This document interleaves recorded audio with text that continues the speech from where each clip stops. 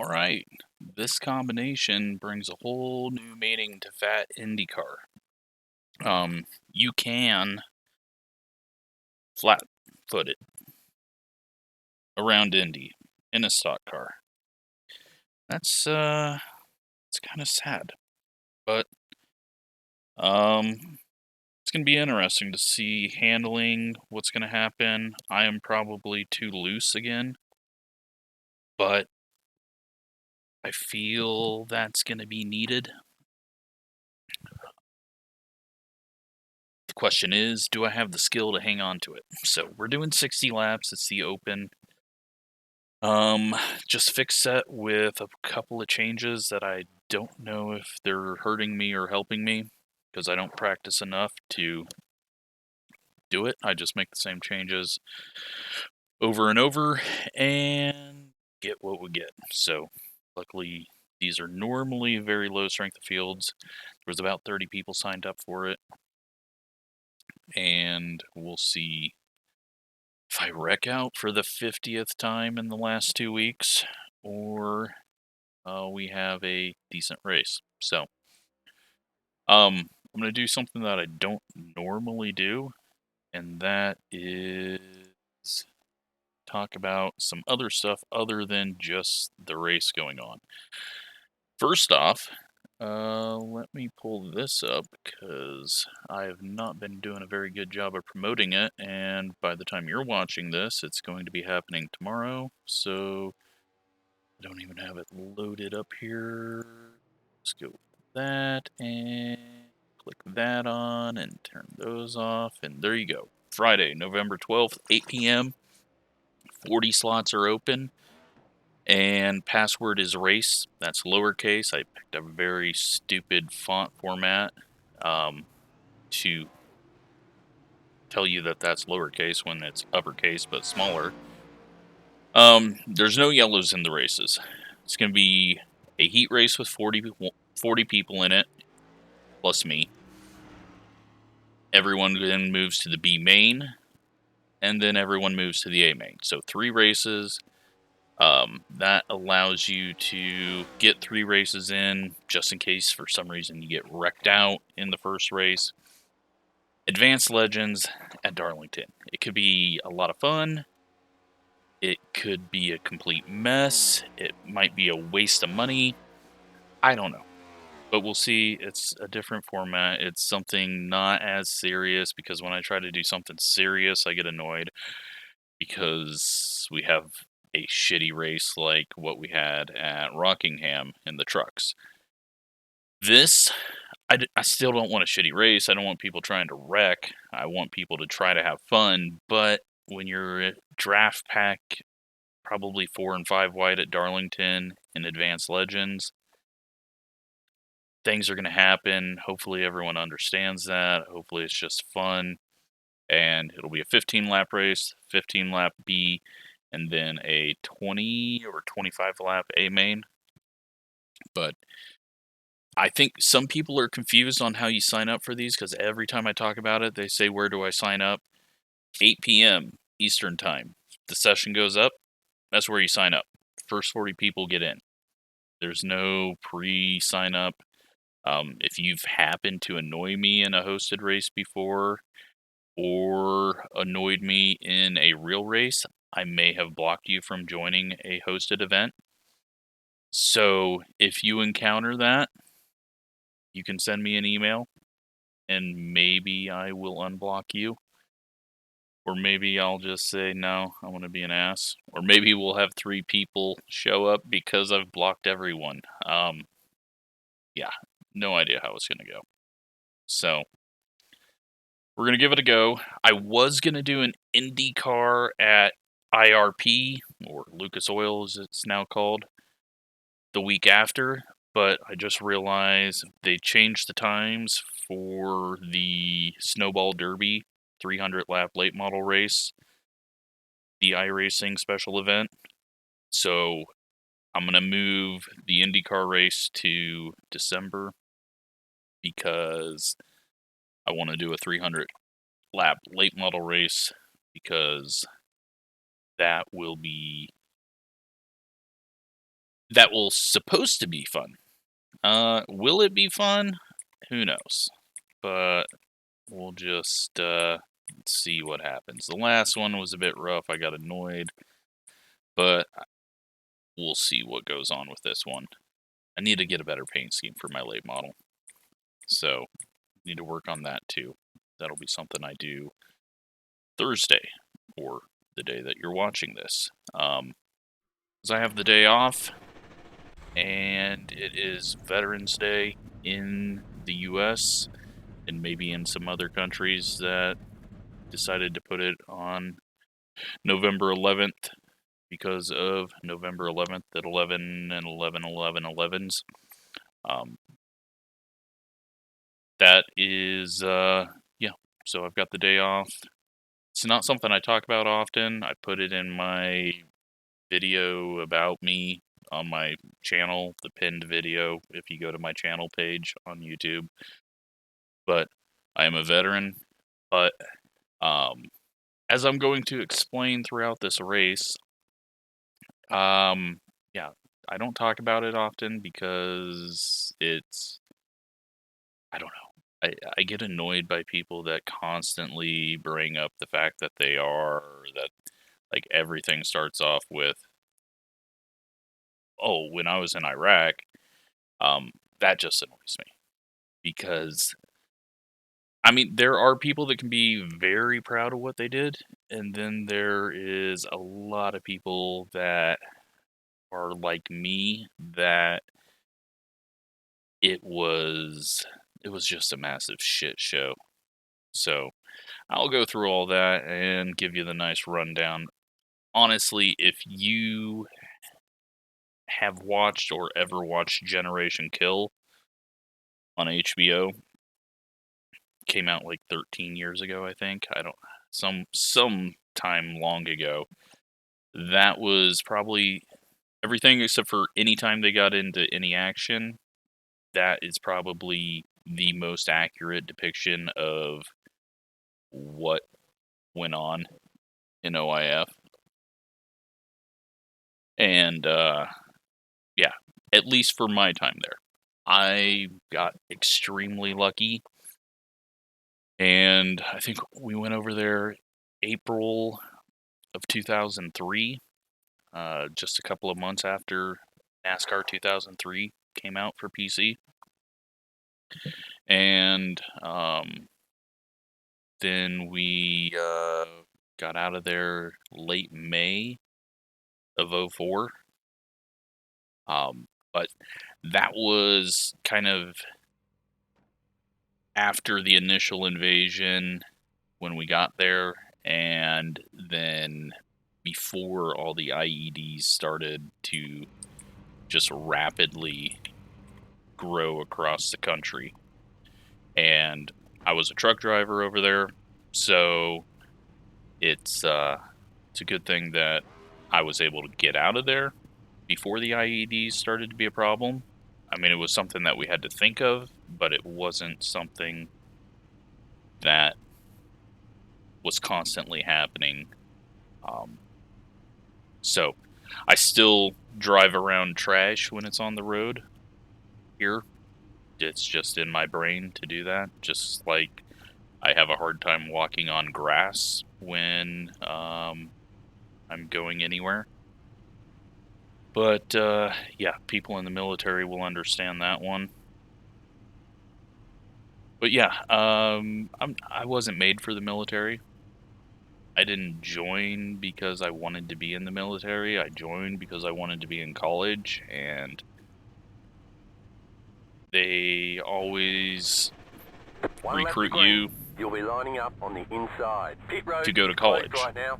And being a dumbass kid that thought he was going to be a race car driver, and so school didn't really matter too much and never really had a plan, well, then all of a sudden it was, oh, well, I have shitty grades and I have no money for college. How am I gonna go? How am I gonna get a job, a good job, a good career? Have a good race. So, yeah, I joined, I think January 02. I had been thinking about it and decided not to. Then September 11th happened, and I know what a lot of people are going to think that I'm about to say, that, oh, I got that, wanted to be patriotic and go serve my country. Fuck no. I said, thank God I didn't join. It's like, man, I am so lucky. Like, that was my first thought, because I knew that shit was about to go down. I mean, that was a scary-ass time. And then somehow my dumbass still joined. And, yeah. So, I guess I got closer to graduation and went, oh, I still need that money, and money's not just gonna fly out of the air. So, of course I joined, went to basic training, got back, and then the clusterfuck started. And not the war. I mean, dealing with the military and anything they do. Because too many people joined, they now couldn't afford to pay for my college at the rate that they said they would. So that was the number one situation. Then in January, I got a call saying that I was being removed from my unit and put into another unit where I knew no one. That was wonderful. Always what you want to have after being in the military for like 6 months. Guards. I know that regular Army people are gonna go, that's not military. But, I was active more than I was just a weekend warrior, so, yeah, so in January we got sent to Colorado, and then we sat around in Colorado to get ready to go to the desert in the middle of the winter, because great training on that. And then we ended up being there for over a year in Kuwait and Iraq. So when we got there, no one had a clue that our unit was coming. So how we even got a flight over there, I don't know. But that was always good to hear. We got moved around like 50 times from the time that we got there to where we got our permanent base, just because they had no idea what we were there for. When we finally got our trucks and everything in line and off the ship, then we started to wait for them to come up with a mission for us. And I think it was probably 2 months in before we even drove our trucks and had a mission. So that would have been like June, probably around June, before any of us even headed up into Iraq for our first trip up there to take what was so very important for us to be there, and that was beef jerky and juice boxes for the PX. That was what we hauled. And when that is what they're throwing in your truck, and you're a 18-year-old kid going, why the fuck am I here? Like, it was, I mean, that was just where I started to just be very annoyed with the whole structure of it. But that's the military, and luckily it helped me kind of grow up where I wouldn't have grown up as much as I did, realizing that the world is kind of run by idiots. Especially when you get into the military, time has a lot more of a factor in who gets promoted than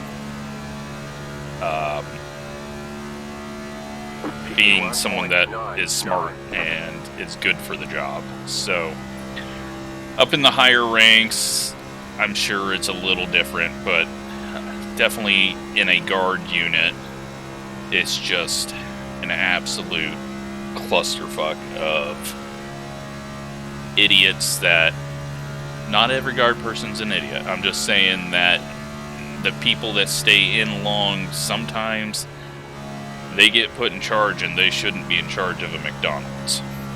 And that became very true as we went longer and longer through there, and more of our officers got demoted and written up and sent off, and I don't think any of our officers survived at the rank that they were.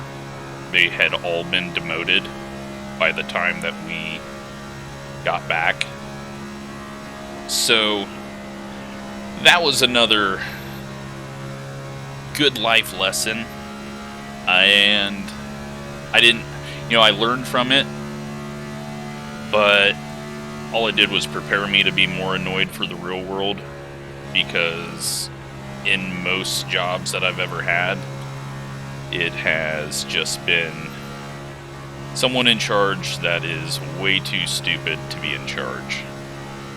And, that's not just me going, oh, I'm smarter than everyone else. It's, there has been many cases, and I'm sure everyone feels that way, but I have had some very, very bad experiences, which is why I hadn't held a job for a while until I found my current position, which luckily I got because I was a truck driver in the military.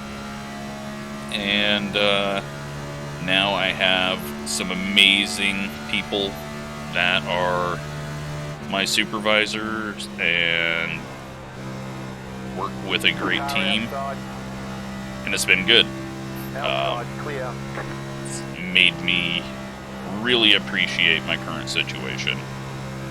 And I don't have to work with anyone because I work at home, so most of it's through telephone, telecommunicating, and just not having to deal with people face to face, which is better for me because, if you've watched this channel long enough, you know that I am very vocal when someone does something stupid, and that has got me in trouble in the past. But anyways, back to the military. So our first mission, it wasn't even up to Iraq. It was to what they call Cedar 1, which was like at the edge of Kuwait, so right before the border, and we hauled stuff up there. Then they got rid of that base, and we started hauling water up, which is a very important thing to have in the desert.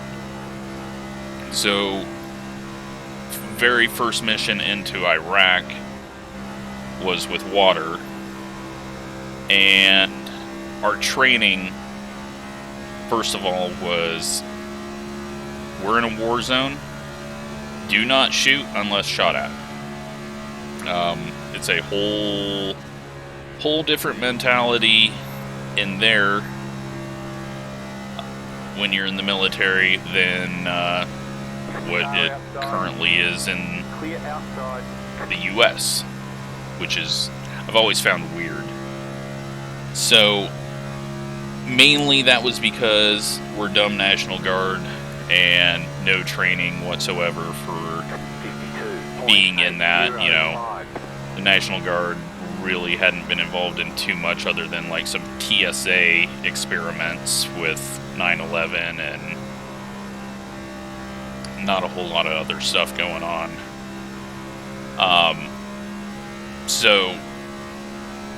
And I kind of understood it because there was a lot of points where I had no idea who the good guys were, because on our first mission, once we got into Iraq, there was white Toyotas with a bunch of dudes in white clothing and no like markings whatsoever with guns, and you just drive past them and you have no idea who they are.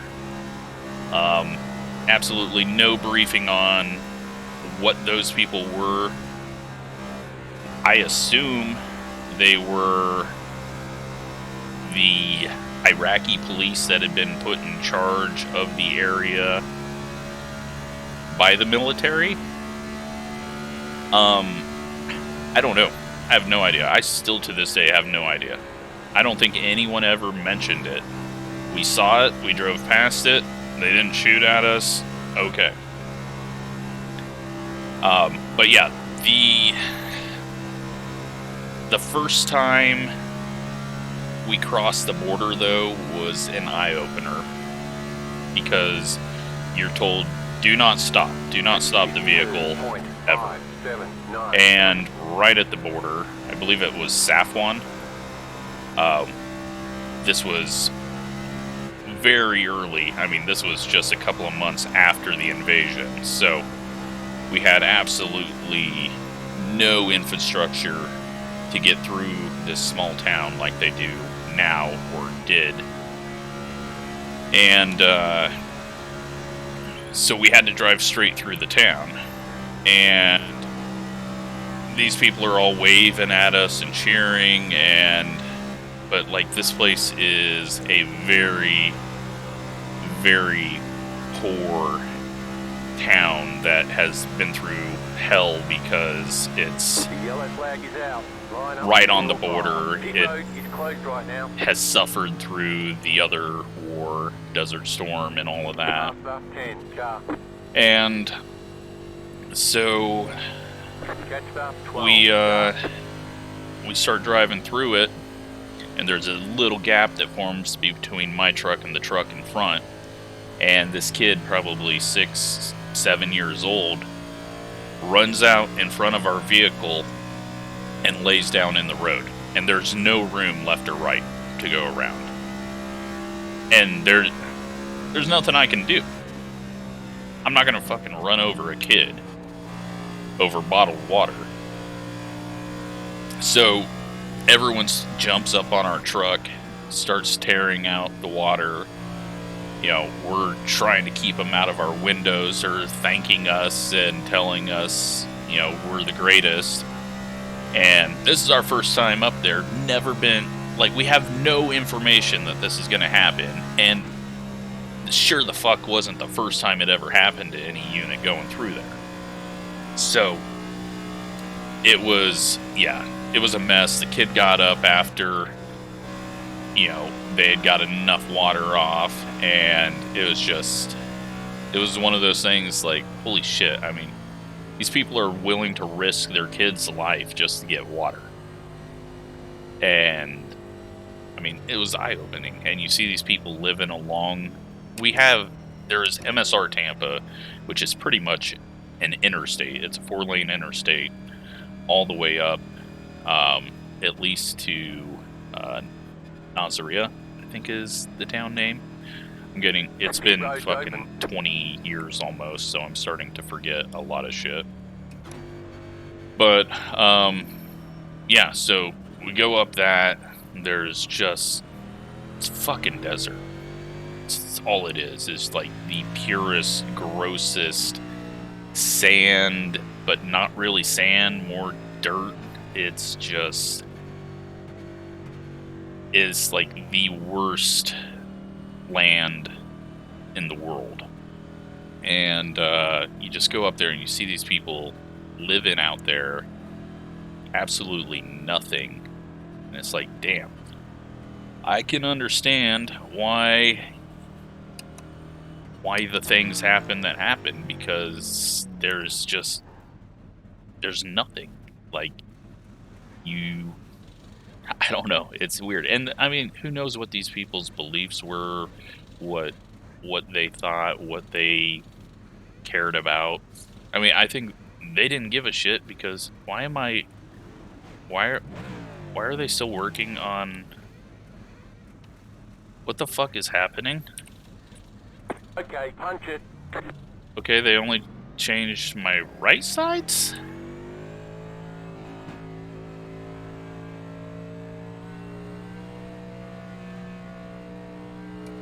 Okay. Just a heads up, you know that you only have one set of right side tires remaining. Line up. That was weird, because I sure the fuck didn't change anything there. Alright, well, we got fuel at least. And now we're... How fucking far... Did everyone get that? I think a few other people got screwed over there, maybe.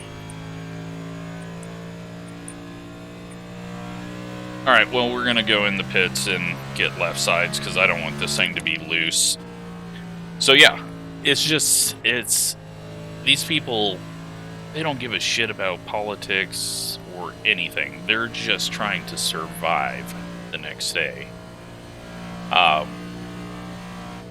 And then as you get to the cities, things change. You get more money, more wealth, more ideologies, and that all changes. But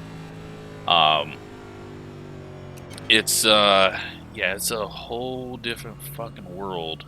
It was very good for me to see that at 18. If anyone ever asked me if they should join the military, I would say fuck no. But that's just my opinion. I don't think that if you're 18, you should be making that decision.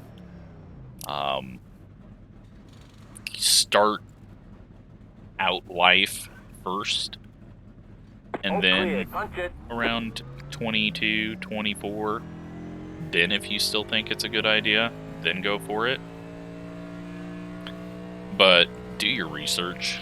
Don't listen to my opinion. Don't listen to someone that's been in the military for 40 years. Form your own opinion. I don't like giving that advice, because I don't like giving advice for anything. If you're gonna make that big of a life decision, you need to base it off of your own research. That, you know, not movies, not anything. Find out what actually happens. Talk to other people. Talk to many people and find out. But yeah. Anyways, back to the whole shebang. So we started hauling water and beef jerky and juice box up to what is now, or what was, Cedar 2, after they got rid of Cedar 1. And actually, it was before Cedar 2 was there. There was an air base, Talil Air Base, which is right next to and the ziggurat of which was really cool to see. I mean, there's some fucking history in this part of the world. It's essentially where it all started. And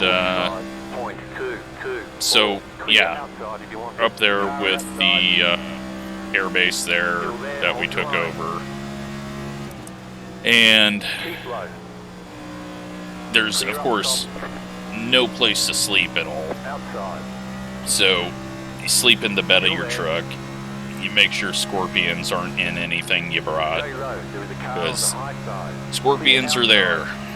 They are real. They are disgusting little creatures, and I never ever want to be near one again. And then there's some big ass spiders as well. But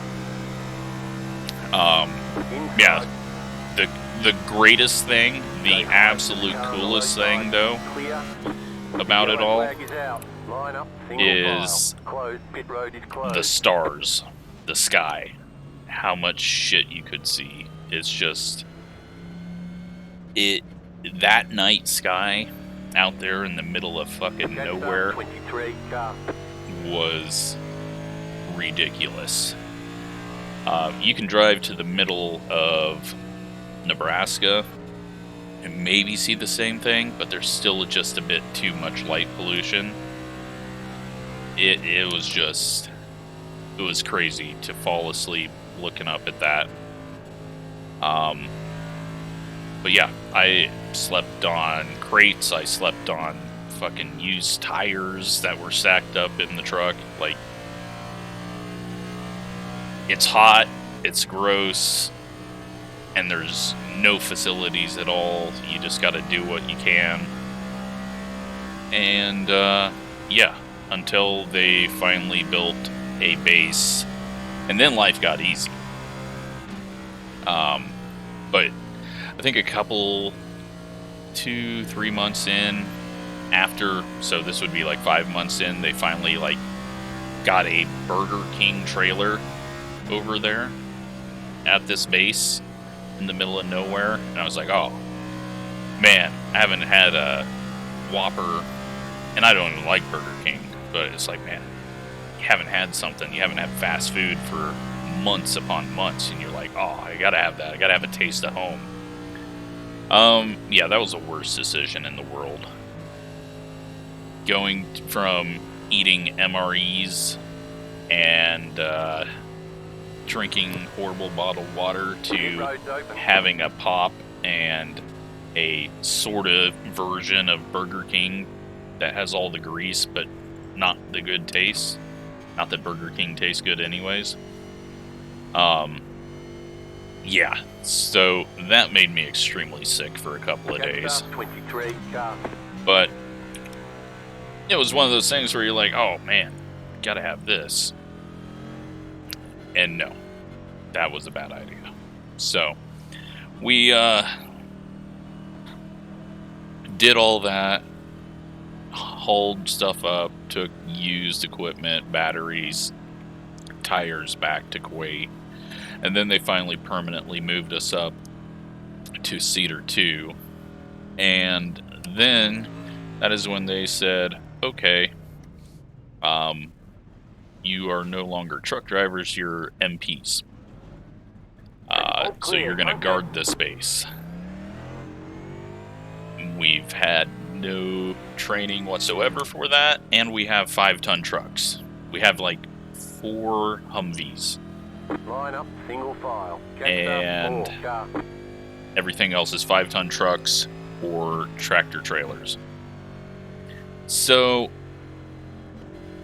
we're going to be doing patrols in 5-ton trucks. Absolutely stupid. Just the dumbest fucking thing. And this I forgot until I started talking about this. First off, we went over there with our green camouflage, and we had that for the first 6 months, and then they finally got us deserts. Then, I think it was about 7-8 months in, we finally got the armor for our flak jackets, which we were required to wear, even though we didn't have armor. So it was just another set of clothes in 100-degree weather that we had to wear that wasn't going to do anything. Maybe protect us from shrapnel that went off 100 yards away. I don't know. But it took them so long to get that. Then we had to build armor for our trucks, because of course these things aren't built to be patrolling or anything like that. So fill the bottom of the truck up in the cab with sandbags, work a way to get sandbags attached to the doors to try to help, and then build plywood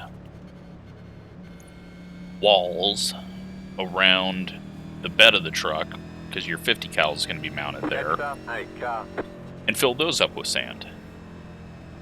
And those were our armored vehicles. I mean, this was backwoods, stupid, just rigging up whatever you could, because the military didn't give us anything. And they were switching us from what we were supposed to be doing, truck driving, to being MPs, because they didn't want to send us home, so they had to find another reason for us to be there. because they had us for a year. The reason we stopped driving trucks is because the defense contractors all got those jobs in which the military, the government, all paid them twice as much as what they were paying us. So the costs probably went up 3-4 times. And then we're just useless boots on the ground over there that they have to find something else to do. So that made me see a whole nother side of the world too, where it's all about money and getting these people. It's not about money for the troops. It's never about that. It's never for the citizens that are putting their lives on the line.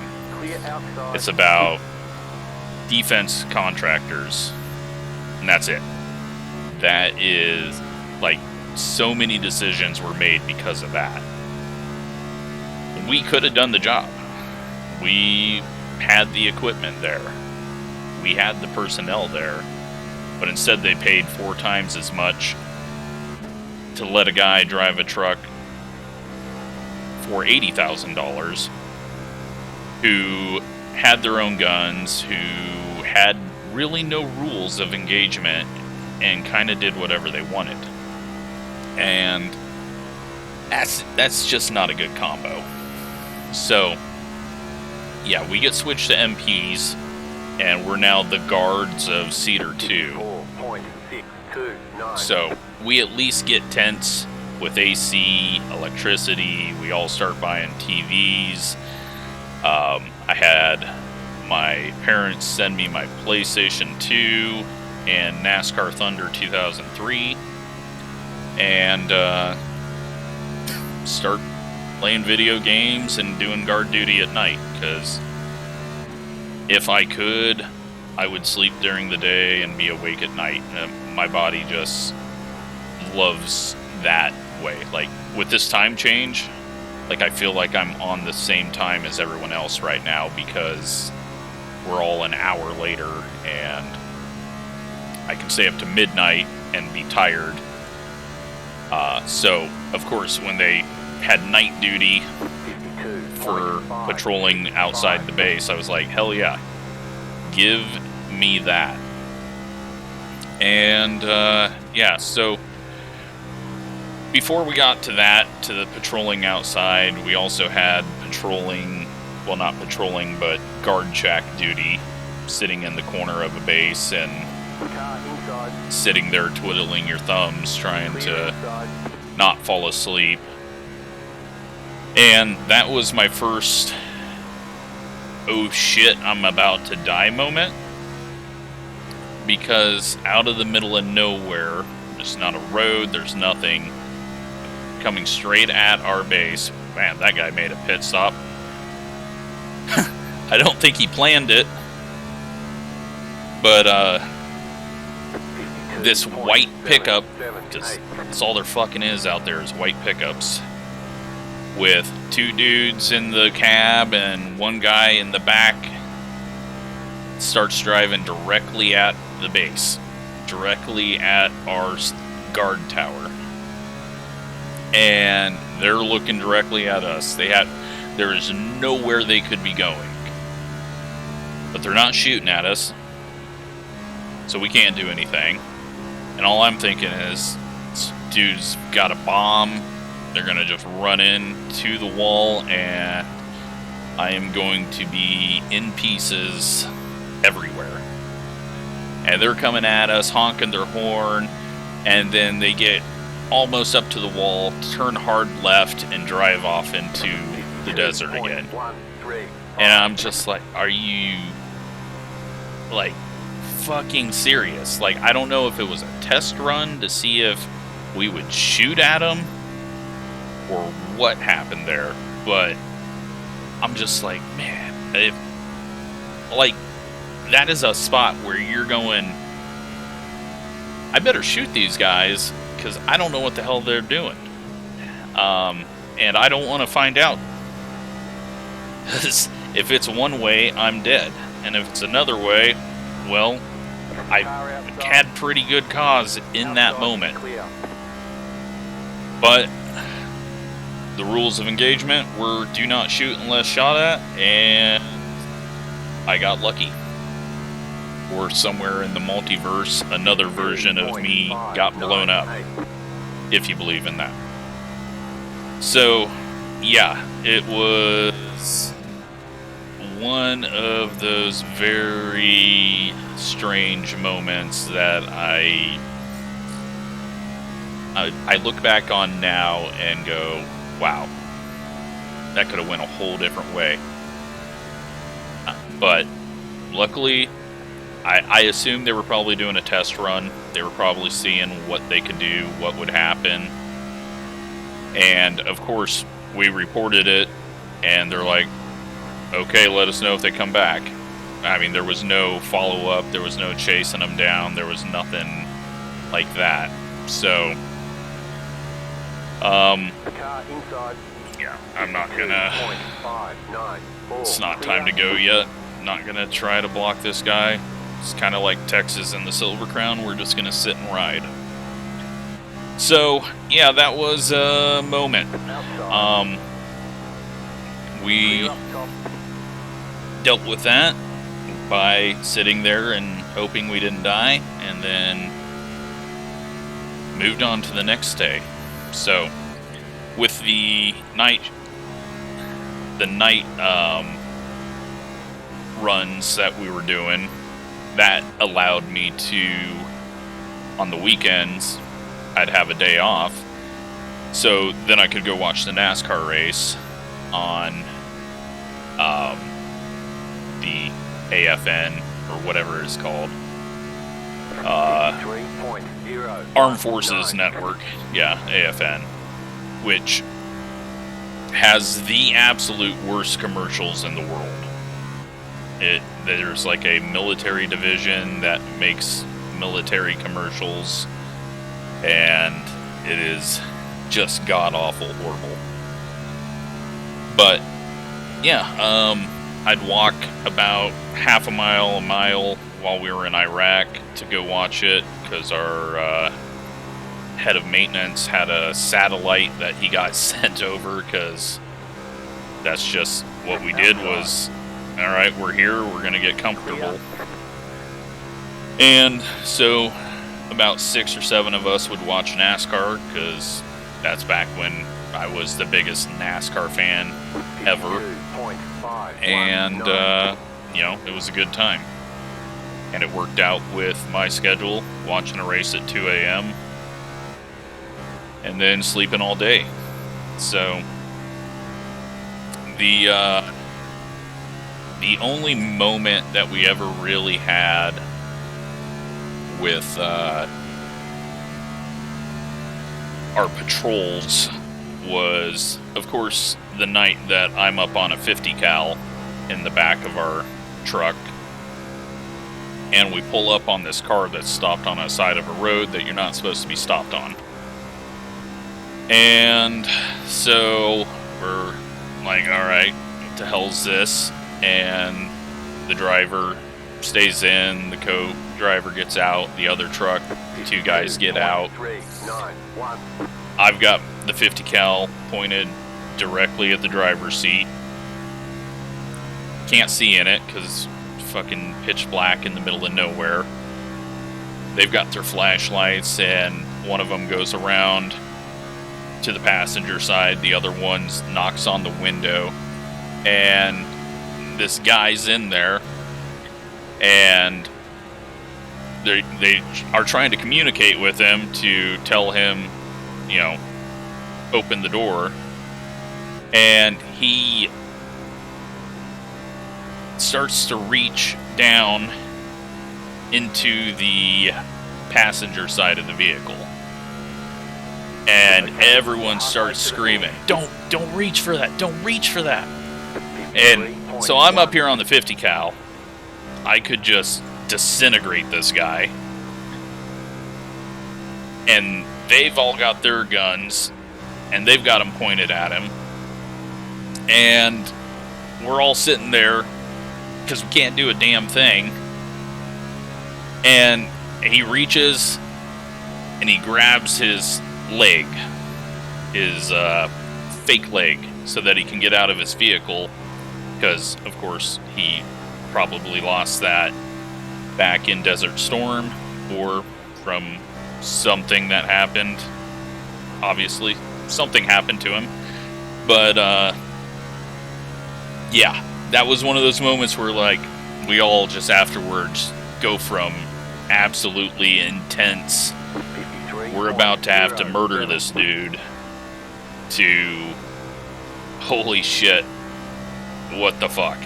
And then we just laugh it off the rest of the night. But yeah, that was one of those moments where, you know, to get too trigger happy in that situation, some bad shit could have happened. And if he would have been reaching for a gun, bad shit could have happened, and it all just worked out. So it's a crazy world, and luckily I'm here right now, and we can just do our racing and try to go around this 24 before he hits the wall. 53.797. Car outside. Because he's starting to lose pace, and I don't want to get stuck behind him. Still there. Clear outside. Car's getting a little loose now. But, yeah, then we sat around and did our patrol job, and then finally got the message that we were going to get sent home, and so did the flight, got to Germany, had my, well, not my first beer, but my first German beer, and just got knocked the fuck out because that was some strong stuff. And yeah, then we ended up in Maine. Then we got home and had to sit in a base here for a week. And then when we finally headed back to our hometown, then that was like one of the coolest moments, because it was, you know, people getting back from Iraq for the first time, because we were the first to go over there from Nebraska. We were the first to return, and they had like the entire town just completely lined up with people, and it was just absolutely ridiculous. And then the media was all there, and of course my sergeants were like, you are not allowed to talk to anyone, because they all knew that I would say the truth, which was it was a waste of time, and no one wants to hear that at the beginning of, you fucking idiot. No one wants to hear that at the start of a war. And yeah, and luckily my story's over, so there we go. Thank you, number 9.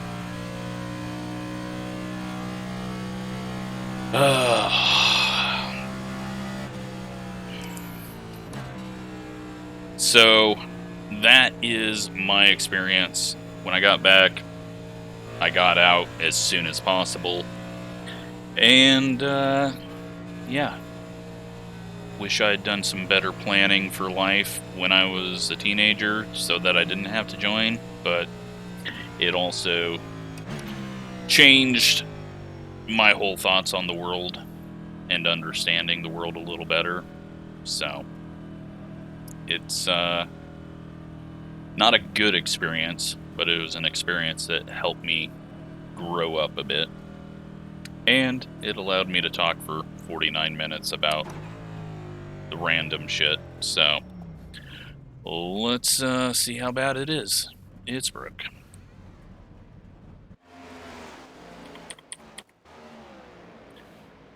Alright, let's see how much that was his fault.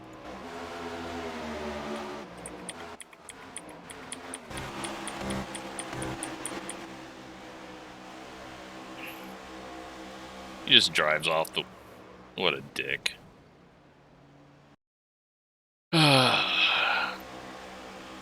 Overdriving it, gets loose, wrecks us. Oh well, at least we didn't wreck anyone this time. I guess that's a positive.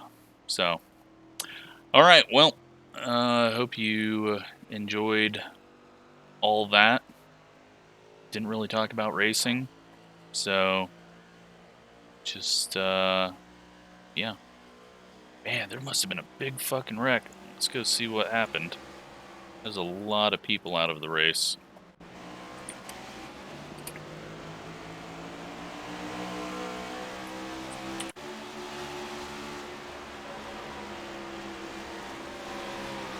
Wow. That was a hell of a plow into the guy. 23 gets loose. 20 just doesn't turn and puts the 23 in the wall. 31's just overdriving the hell out of it and is too tight. And the same for the 4.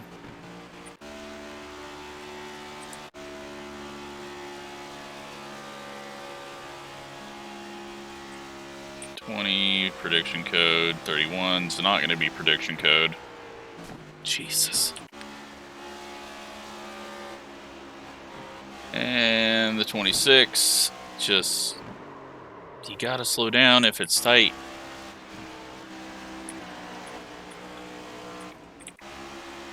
And the 5 is going to drive in on the apron, and that's not a good idea.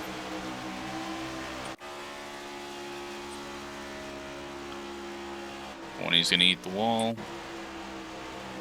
Looking for the big wreck. Is this it? 18 and 7 come together for the 20th time. 23 hits the wall, and what happened to the 5? He just blows a tire?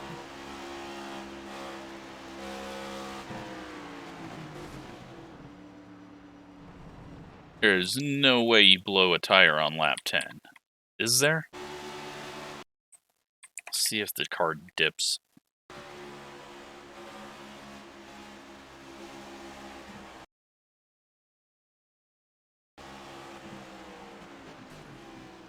There's no way he blew a tire. If he did, that is pretty impressive. He's just sitting there trying to bring out a caution. Okay. And the 9 eats the wall.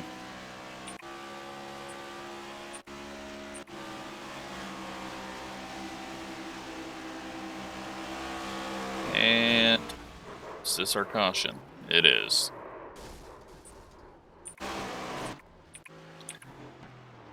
What is happening with this guy? He's wrecking under yellow. He's looking at something. Does everyone get stuck? I gotta see what happened with our car. I need to send that in. Look at these assholes. Clip this real quick for them to see.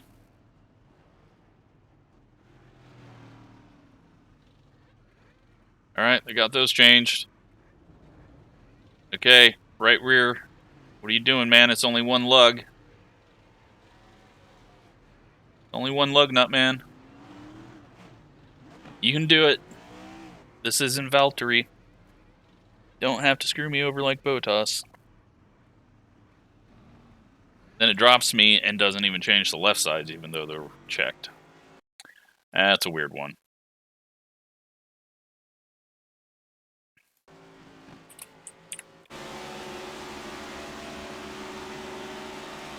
And the 7 car just wrecks the 28. That got a few people. Hey, what the hell was that?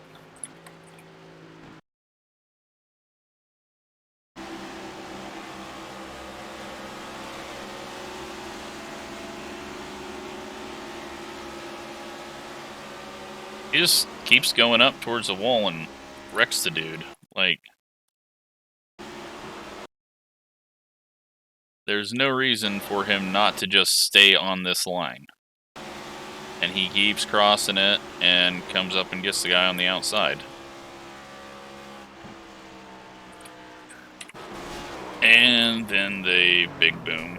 And the 9 runs into that. Too bad he didn't blow his engine.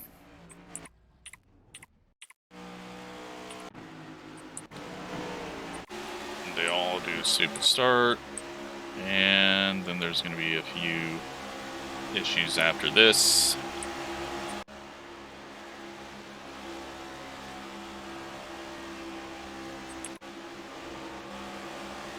I'm going to wreck someone else. He tried. It's probably more the 20's fault, but I'm going to be pissed at the 9, so.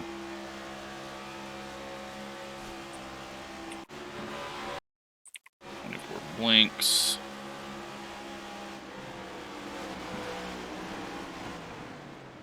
Eight was not ready for the 4 to slow down because the 20 pushed bad. 32's not turning.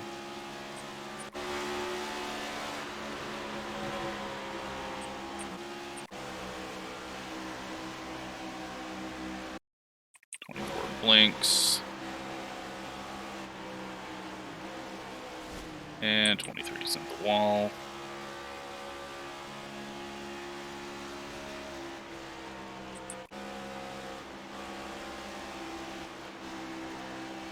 Seven eats the wall. And then we die. Some guy overdriving the car. Awesome. Alright, well, thanks for watching. Hope you enjoyed that video. It was a lot different than, oh, that was good. Too bad he didn't hook him harder. But, yeah, hopefully that was somewhat of an entertaining video. It was a lot different than what I normally do. Man, these guys were just trying to wreck the whole time with their bump drafting. We would have been wrecked by them. I think if I got ahead of them, I would have been able to pull away, but oh well. Thanks for watching. The lead is pitting now.